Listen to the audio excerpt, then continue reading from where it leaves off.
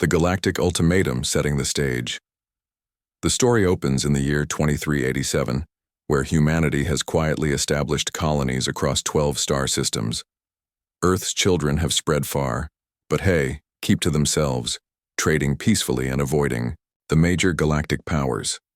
The Viridian Empire. The Viridian Empire controls half the known galaxy. For 3,000 years, they have conquered every species they encountered. Their massive warships, each the size of Earth's moon, patrol the trade routes. Emperor Kalthos rules from the capital world of Veritas Prime, where billions of alien slaves work in crystal mines. The challenge arrives. A Viridian dreadnought appears in Earth's solar system. Admiral Vex, a 7-foot-tall reptilian warrior, broadcasts a message to every human world simultaneously. The Empire has decided humanity must bow or be destroyed. They have 30 days to surrender completely. Their military, their colonies, their freedom. Humanity's response: the United Earth. Council meets in emergency session. President Maria Santos reads the ultimatum aloud. The room falls silent. Then slowly laughter begins. First a chuckle from the Mars representative, then open laughter from the colony delegates. Admiral James Park, Earth's top military commander, wipes tears from his eyes. 30 days, he asks. They're giving us 30 whole days? How generous? The council votes unanimously. Not only will humanity refuse to surrender, but they will teach the Empire what happens when you threaten human children. Viridian Confusion Admiral Vex reports back to Emperor Kalthos, confused by humanity's reaction. The Empire's war computers analyze human military strength. They count Earth's few hundred ships against the Empire's million-strong fleet. The computers predict human extinction within hours of the deadline. Human preparations. Begin. What the Empire doesn't see is humanity's true response. Dr. Elena Vasquez, head of Earth's defense research, smiles as she reviews classified files dating back centuries. Project folders marked Geneva Convention violations, emergency use only, are opened for the first time since World War III. Captain Tom Bradley leads the first human strike team as they begin retrofitting civilian ships. Morning. Vessels become missile platforms. Cargo haulers transform into troop carriers. Even luxury cruise ships receive military upgrades. The Empire's research curious about their enemy's confidence, the Empire intercepts human historical data. A Viridian intelligence officer named Commander Zix studies humanity's past conflicts. He reads about the world wars, the century of small wars, the colonial rebellions. His blood turns cold as he realizes a pattern. Humans don't just fight wars, they perfect the art of warfare. Every conflict teaches them new ways to kill efficiently. They've spent 500 years turning violence into a science. Spreading. The word Commander Zix sends an urgent report to Emperor Kalthos. Your Majesty, perhaps we should reconsider. These humans have been fighting continuously for their entire recorded history. They've never stopped improving their methods of war. The Emperor dismisses the warning. They are tiny, weak creatures. We have conquered races far stronger. Meanwhile, across human space, colonial militias dust off old equipment. Asteroid miners rig explosives. Even the peaceful research stations begin producing things that make their scientists nervous. The deadline arrives. 30 days pass. Admiral Vex returns to Earth's system with a full battle fleet. 50 dreadnoughts, each bristling with planet-killing weapons. He broadcasts one final demand for surrender. Earth's response comes from Admiral Park himself. Come and take it. The battle begins. The Viridian fleet advances in perfect formation, expecting a quick victory. Earth's defense fleet appears to meet them. 200 human ships against 50 alien dreadnoughts. The odds seem hopeless for humanity. The first exchange. A fire lasts 30 seconds. When the smoke clears, 12 Viridian dreadnoughts are gone. The humans have lost only 6 ships. Viridian Shock Admiral Vex stares at his displays in disbelief. Human weapons cut through Viridian shields like paper. Their targeting systems lock onto weak points the Empire didn't know existed. Worse, the human ships move like living things, dodging and weaving through Viridian fire. Captain Lisa Chen, commanding the human flagship Determination, explains the situation to her crew. 300 years ago, our ancestors fought wars in space. We've had 3 centuries to think about how to do it better. The trap springs. What Admiral Vex doesn't realize is that the battle is a trap. While his attention focuses on the fleet engagement, human strike teams have been moving through the outer solar system. Captain Bradley leads a dozen stealth ships on a suicide run toward the Viridian flagship. The Viridians detect them too late. Bradley's team doesn't try to destroy the massive ship. Instead, they board it. In the corridors of the dreadnought, human soldiers demonstrate why evolution made them persistence hunters. They don't stop, don't tire, and don't show mercy. The lesson delivered. Within 2 hours, Admiral Vex finds himself a prisoner on his own ship. Captain Bradley, bleeding from 3 wounds but still fighting, stands in the Viridian command center. He opens communications to the remaining Empire fleet. This is Captain Tom Bradley of the Terran Defense Force. Your Admiral is our guest now. Would the rest of you like to surrender, or shall we continue the lesson? 27. Viridian dreadnoughts retreat from Earth's system. For the first time in 3,000 years, the Empire has been defeated. Imperial Rage Emperor Kalthos receives news of the defeat while holding court on Veritas Prime. His roar of fury shatters the crystal windows of the throne room. No species has ever humiliated the Empire like this. He immediately orders the Great Fleet to assemble. 5,000 warships, the largest force in galactic history.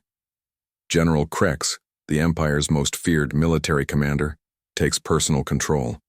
Unlike Admiral Vex, Krex has studied the human battle recordings. He understands that humanity fights differently than other species. His strategy is simple: overwhelming force applied simultaneously across all human worlds. Humanity prepares. The victory at Earth buys humanity precious time, but they know the Empire will return in force. President Santos declares a state of total war. Every human world begins preparing for siege. Dr. Vasquez works around the clock, unlocking humanity's darkest military secrets. Weapons banned for centuries are rebuilt and improved. The files marked "Never Again" are opened and their contents put into production. The human network, what the Empire fails to understand, is humanity's greatest strength: their ability to coordinate. Using quantum communication networks, every human world shares information instantly. A tactical innovation discovered on Mars reaches the outer colonies within minutes. Captain Park, promoted to overall military commander, coordinates the defense from Luna Base. His staff includes veterans from every human conflict of the past century. Together they plan something the Empire has never encountered: a distributed defense where every human world supports every other. Terror weapons. Dr. Vasquez presents her final report to the Military Council. The weapons she's developed violate 17 different interstellar treaties. Biological agents that target specific alien physiologies. Nanobots that corrupt enemy computer systems. Gravitational weapons that can collapse shields from the inside. These weapons, she explains quietly, are why our ancestors banned them. They're too effective, too horrifying. Admiral Park reviews the specifications. Each weapon system represents humanity's gift for turning scientific discovery into military advantage. How long until they're ready? They already are. We just need the courage to use them. The Empire's approach. General Krex's fleet moves toward human space like a slow avalanche. 5,000 ships, millions of troops, weapons capable of cracking planets.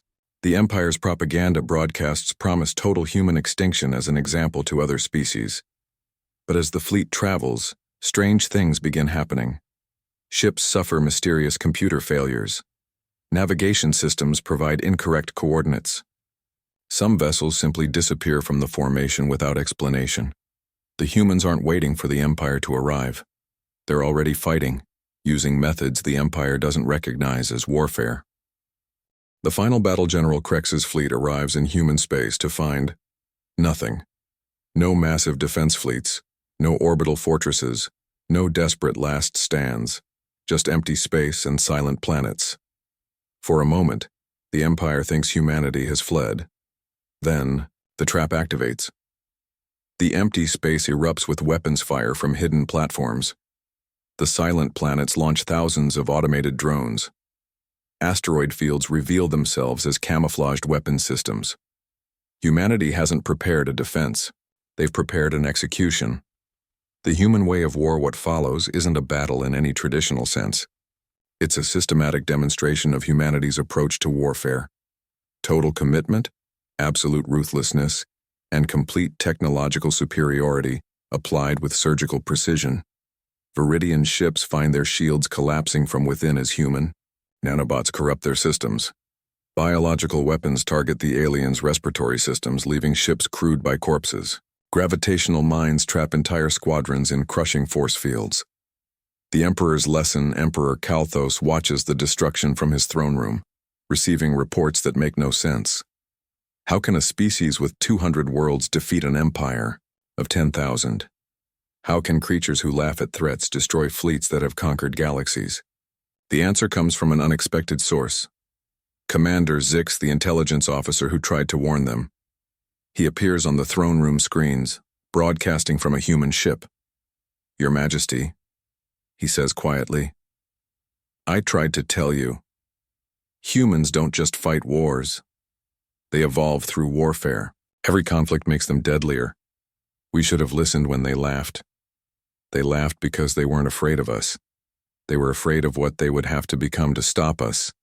The new reality, in 6 hours, the largest fleet in Galactic. History is reduced to debris and distress signals. General Krex's flagship surrenders after watching 4,000 ships die around him. The mighty Viridian Empire, conqueror of countless worlds, has been brought to its knees by a species they thought was weak. Humanity's choice President Santos addresses the Empire from Earth's council chambers. Her words are broadcast across the galaxy, reaching every species under Viridian rule. The Viridian Empire challenged humanity to a war. That war is now over. The Empire has lost completely and unconditionally. But humans don't want to rule galaxies. We want to explore them, to learn from them, to share them with friends. The Empire's slaves are now free. The Empire's warships are now scrap metal.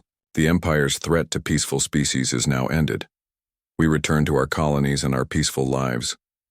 But let this be a lesson to anyone else who mistakes human laughter for weakness. We laugh because we know what we're capable of. We laugh because we hope we never have to show you. The galaxy remembers, and the years that follow, the galaxy learns to recognize human laughter for what it truly is. Not mockery, not weakness, but the sound of a species that has seen the worst of warfare and chooses peace instead. The former Viridian territories become free worlds. Trade flourishes, exploration resumes. And in the quiet corners of space, when new threats emerge, other species sometimes ask, should we call the humans? Because they've learned that when humanity laughs at a challenge, the challenge has already lost.